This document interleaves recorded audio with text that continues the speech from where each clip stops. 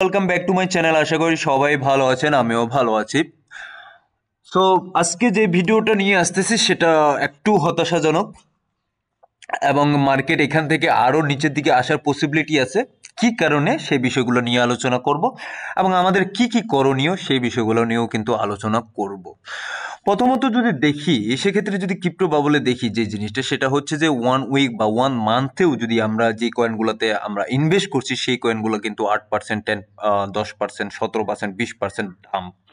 এবং কিছু কিছু কয়েন আছে যে কয়েনগুলো মোটামুটি একটা জায়গা ধরে আছে, বাট ওভারঅল যদি কন্ডিশন দেখা যায় মার্কেটে, সেই জায়গায় কিন্তু ওভারঅল কন্ডিশন মার্কেটের যদি মান্থলি যদি হিসাব করি, মান্থলি হিসাব করলেও কিন্তু অনেক ডাম্প আছে এই জায়গায়। যদি ওয়াইভি হ্যাড দেখি সেটা হচ্ছে 31%, ফ্লকি 20%, পাই 15%, পলকাড পলিগন মেটিক 12%, থেটা 10%, এক্সটিএক্স 13%, সেই 20%, ঠিক আছে, তাও 22%। সো এই যে দাম, আমরা মোটামুটি যারা ইনভেস্ট করছি গত 1 মাসে বা 1.5 মাসের মধ্যে, তারা মোটামুটি একটা ডাম্পের জায়গায় চলে গেছি। এবং এই দামটা যে আছে, এখান থেকে আরো বেশি দাম হওয়ার একটা পসিবিলিটি আছে।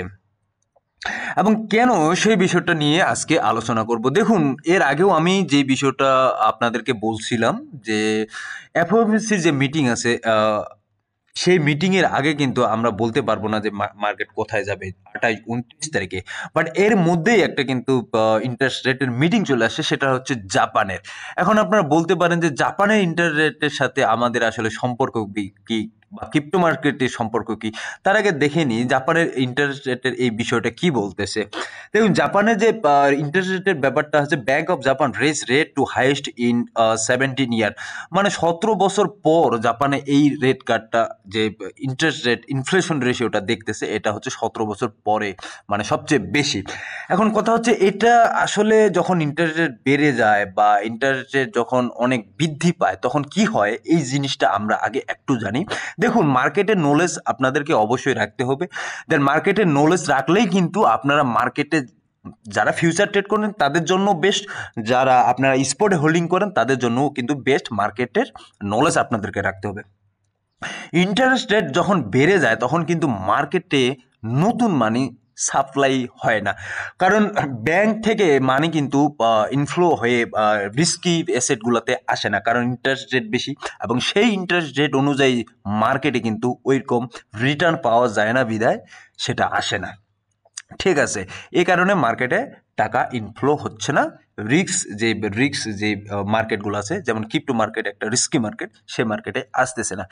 এখন কথা হচ্ছে যে কি কারণে বললাম হঠাৎ করে যে জাপানের মার্কেটের যে ইনফ্লেশন রেশিও হাই হয়ে গেছে, এটার কারণে কেন ক্রিপ্টো মার্কেটে প্রভাব পড়লো, সেটার জন্য আমাদেরকে পাস্ট হিস্টোরি একটু দেখতে হবে।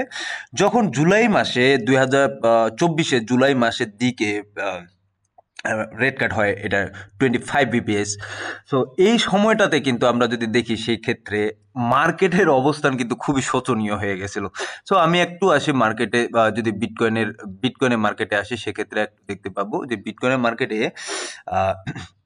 আপনার এখানে এই জায়গাটাতে দেখুন, এটা আগস্টের, হ্যাঁ, আগস্টের 2024, এবং যে জুলাইয়ের 31 তারিখে যে মার্কেটে জুলাই 31 তারিখে যে মার্কেটে আসছিল, আপনার রেড কার্ড আসছিল 25 আসার পরে কিন্তু জাপানের মার্কেটে 25 আসার পর কিন্তু সেটা কিন্তু আস্তে আস্তে এটা আপনার মনে করেন যে মার্কেটে হিউজ পরিমাণে একটা দাম নিয়ে আসে এই জায়গাটাতে। ঠিক আছে, এখন এই বছরে যেটা আসছে সেটা কিন্তু আরো বেশি, 25-এর চেয়ে বেশি, মানে ডাবল, 0.50, ঠিক আছে, 0.50 যেহেতু আসছে। সো এটা মনে হয় যে আরো একটু মার্কেটে আমাদেরকে একটু কারেকশন নেওয়া হবে বা ডাম্প করাবে, এবং সেক্ষেত্রে যে অলস কয়েনগুলো আছে সেই অলস কয়েনগুলো কিন্তু আমরা ভালো পরিমাণে একটু ব্লিডিং দেখতে পারি। ঠিক আছে, ভালো পরিমাণে ব্লিডিং দেখতে পারি।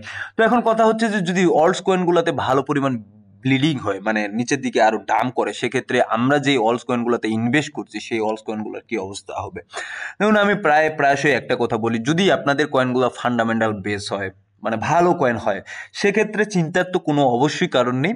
এবং এখান থেকে যদি মার্কেট আরও নিচের দিকে চলে যায় ফান্ডামেন্টাল কয়েনে, সেক্ষেত্রে চিন্তার কোনো কারণ নেই।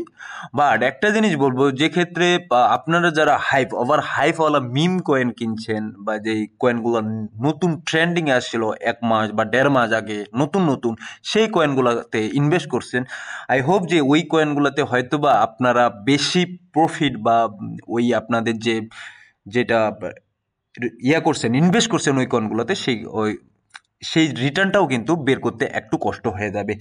সো তাদের জন্য আসলে এখন কি করণীয় সেই বিষয়টা যদি বলি, সেক্ষেত্রে আমি বলবো যে আপনাদেরকে তো অবশ্যই ধৈর্য ধারণ করতে হবে এই জায়গাটাতে, এবং ধৈর্য ধারণ ছাড়া অন্য কোনো আদার ওয়ে নেই। তবে বারবার আমি যেহেতু মিম কয়েন থেকে দূরে সরে থাকতে বলতেছি, যে মিম কয়েন থেকে যেগুলোর কোনো ভ্যালু নাই, কোনো ভ্যালু কেস নাই, সেগুলো থেকে অবশ্যই দূরে থাকবেন। এবং যারা আমার ভিডিও দেখেন, আমি বলি সবসময় যে ভিডিওগুলো পুরোপুরি দেখেন এবং প্রত্যেকটা জিনিসে আপনারা ভালো করে বুঝেন, তাহলে বুঝতে পারবেন যে আমি কি বলতেছি। বিগত যতদিন ধরে আমি ভিডিও তৈরি করি, ততদিন থেকে কিন্তু কিছু কিছু বিষয় আপনাদেরকে বলার চেষ্টা করি। সো আপনারা যারা বুঝেন, যারা বুঝতেছেন, তাদের জন্য আমি বলবো যে ওকে, আপনাদের কোনো সমস্যা নেই। এবং যারা শুধুমাত্র এই জায়গাটাতে টাকা জেনারেট করতে আসেন, এখানে রিটার্ন নেওয়ার জন্য আসেন, মানে একদিনে, 1 মাসে, 2 মাসে মিলিয়নার হওয়ার একটা চিন্তা ভাবনা করতেছেন, তাদের জন্য অবশ্যই এই মার্কেট নয়, এবং এই মার্কেটে তাদেরকে অবশ্যই ধরা খেতে হবে। সো যেই কথাটা বললাম, যারা অবশ্যই ফান্ডামেন্টাল কয়েনে ইনভেস্ট করছেন, তাদের জন্য আমি দেখতেছি না খুব বেশি একটা প্রবলেম আছে, মার্কেট যদি এখান থেকেও একটু কারেকশন নেয়। বাট যারা যারা মিম কয়েন, যেটা ওভারহাইপ কয়েনে ইনভেস্ট করছেন, তাদের জন্য অবশ্যই এটা খুব একটা খারাপ লক্ষণ, যে সামনে কি হতে যাচ্ছে। এবং টোটাল থ্রির দিকে যদি তাকাই, সেক্ষেত্রে একদিনের টোটাল থ্রির যদি দেখি, সেক্ষেত্রে আমরা দেখতে পাচ্ছি যে প্রত্যেকটা ক্যান্ডেলই তার যে লাস্ট ক্যান্ডেলের যে বডিটা তৈরি করছিল, বা যেখান থেকে শেষ হয়েছিল, সেখান থেকে কিন্তু আবার নিচের দিকে আসতেছে। মানে তার যে রেজিস্ট্যান্স, সাপোর্ট আছে, সেই সাপোর্টটা কিন্তু বারবার বারবার ব্রেক করতেছে। দ্যাটস মিন এই নিচের দিকে আরো যাওয়ার পসিবিলিটি কিন্তু আছে অল্টসের। টোটাল থ্রি যে অল্টস কয়েনগুলো আছে, সেই নিচের দিকে আরো আসার পসিবিলিটি আছে। এখন আমাদের কি করা উচিত? যে জিনিসটা বললাম, যে টোটাল থ্রি যখন নিচের দিকে আসতেছে এবং বিটকয়েনের ডোমিনেন্স যে জায়গাটাতে বাড়ে যাচ্ছে, সেক্ষেত্রে আমাদের তো অবশ্যই ততক্ষণ পর্যন্ত বিটকয়েনের ডোমিনেন্স না করে, ততক্ষণ পর্যন্ত টোটাল থ্রির যে মার্কেটের যে ক্যাপ আছে, যে ইন্ডিকেটর আছে, সেটা উদ্যমুখী না হয়, ততক্ষণ পর্যন্ত তো মার্কেটে খুব একটা বেশি আশা করা যাবে না। এবং এটা যে টোটাল থ্রির রেজিস্ট্যান্স আছে, সেই রেজিস্ট্যান্সটা কিন্তু এর আগেও আমি বলছিলাম 1.16 ট্রিলিয়ন, এই জায়গাটা ব্রেক না করা পর্যন্ত মার্কেটে আমরা ভালো মুভমেন্ট দেখতে পাবো না। সো এক কথা, এর আগের যে লাস্ট অল টাইম হাই ছিল টোটাল থ্রি, মানে অল্টস কয়েনগুলা, সেই অল্ট কয়েনের যে অল টাইম হাইটা ছিল, সেটা যদি ব্রেক না করতে পারে, দেন আমরা কিন্তু এই জায়গাটাতে ভালো আর এই মুহূর্তে আশা করতে পারি না। বাট এটা যদি কারেকশন নেয়, সেক্ষেত্রে কতটুকু আসতে পারে? যেহেতু এই বিষয়টা নিয়ে বলছিলাম যে 900 বিলিয়ন বা 800 বিলিয়ন পর্যন্ত আসার পসিবিলিটি আছে, এবং যদি 800 বিলিয়ন বা 900 বিলিয়ন আসে টোটাল থ্রি, সেক্ষেত্রে কিন্তু অবশ্যই মার্কেটে ভালো একটা ব্লিডিং দেখতে পাবো, কারেকশন দেখতে পাবো অল্টস কয়েনগুলোতে। বিশেষ করে মিমস যে কয়েনগুলো আছে, সেই মিমস কয়েনগুলো কিন্তু অলমোস্ট 50%, 60% অথবা 70% ডাম্পে চলে যাবে। ঠিক আছে। এবং যে বিষয়টা এর আগেও আমি বলতেছিলাম, এবং বিটকয়েন কেন সবসময় একটা জায়গায় স্টে করতেছে, যদি বিটকয়েনের ক্ষেত্রে দেখুন, বিটকয়েনের নিউজ অহরহ এই মুহূর্তে, এবং বিটকয়েন নিয়ে সবাই অনেক চিন্তা ভাবনা করতেছে। এবং বিটকয়েনের ক্ষেত্রে যদি দেখি, টোটাল ব্ল্যাক রক সিইও, তারপর আপনার মনে করেন যে আপনার মাইকেল সেলর, তারপর আপনার দেখবেন যে আপনার সেনেটর লুমিস, প্রত্যেকেই কিন্তু বিটকয়েন নিয়ে কথা বলতেছে, এবং বিটকয়েনের যে রিজার্ভের একটা চিন্তা ভাবনা করতেছে, এক্সিকিউটিভ অর্ডার পাস হয়েছে, সেই বিষয়টা নিয়েও কিন্তু কথাবার্তা চলতেছে। সো এরই মধ্যে আরো কিছু নিউজ আছে, যেমন সোলানা ইটিএফ এপ্রুভালের ক্ষেত্রে কথা বলতেছে, এক্সআরপি ইটিএফ এপ্রুভালের নিয়ে কথাবার্তা বলতেছে। দেন আবার ডোনাল্ড ট্রাম্পের যে ট্রাম্প কয়েনটা আছে, সেটাও অ্যাপ্রুভাল নিয়ে কথাবার্তা বলতেছে। ইটিএফ এর, যদিও এটা আসলে সম্ভব না, এবং যদি ওইটা ইটিএফ করে সেক্ষেত্রে হয়তো বা মার্কেটের সাথে একটা বেইমানি করা হবে। কারণ আমার মনে হয় না যে একটা মিম কয়েন ইটিএফ তে যাওয়ার একটা পসিবিলিটি রাখে, বা যেহেতু ক্রিপ্টোকারেন্সি মার্কেটে যে বেস কয়েন আছে, ফান্ডামেন্টাল কয়েন আছে, তাদের যে কার্যক্রম বা তাদের চিন্তাধারার সাথে মিম কয়েনের চিন্তাধারা কিন্তু পুরোটা difference. So meme coin totally হচ্ছে কমিউনিটি বেস। সো একটা মিম কয়েন ইটিএফ এ চলে যাবে বা ইটিএফ পাস হবে, বিল পাস হবে, আমার মনে হয় না এটা হওয়ার পসিবিলিটি আছে। এবং যদি এটা হয় সেক্ষেত্রে মার্কেটে আরো ভালো পরিমাণে আমরা কারেকশন বা ডিপ দেখতে পাবো, এবং মার্কেটের উপর মানুষের কিন্তু ভরসা উঠে যাবে। দেখুন, এই যে মার্কেটে এই মুহূর্তে বিটকয়েন দাঁড়িয়ে আছে, সেটা কিন্তু এই যে নিউজগুলো আছে, ভালো ভালো নিউজ, এই ভালো ভালো নিউজের উপর ডিপেন্ড করে কিন্তু দাঁড়িয়ে আছে। এবং ব্ল্যাক রক কিনতেছে, অন্যান্য কোম্পানি কিনতেছে, ঠিক আছে।